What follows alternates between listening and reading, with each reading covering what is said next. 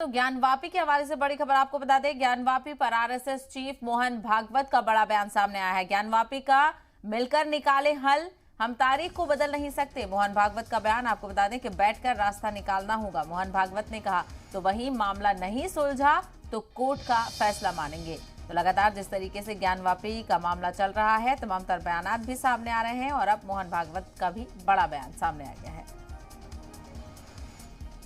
अभी ये प्रकरण निकल रहे, ज्ञानवापी का मुद्दा चल रहा है। अब ऐसे मुद्दे हैं, एक इतिहास तो है, उसको हम बदल नहीं सकते।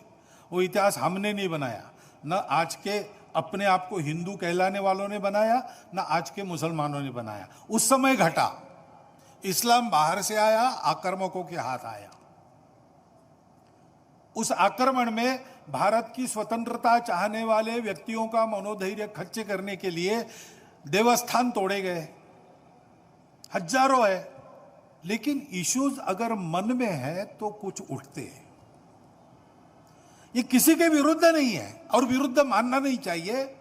मुसलमानों ने तो नहीं मानना चाहिए, हिंदुओं ने भी ये नहीं करना चाहिए। अच्छी बात है, ऐसा कुछ है, आपस में मिल बैठकर सहमति से कोई रास्ता निकालिए। लेकिन हर बार नहीं निकल सकता, इसमें कोर्ट में जाते हैं तो फिर कोर्ट जो निर्णय देगा उसको मानना चाहिए।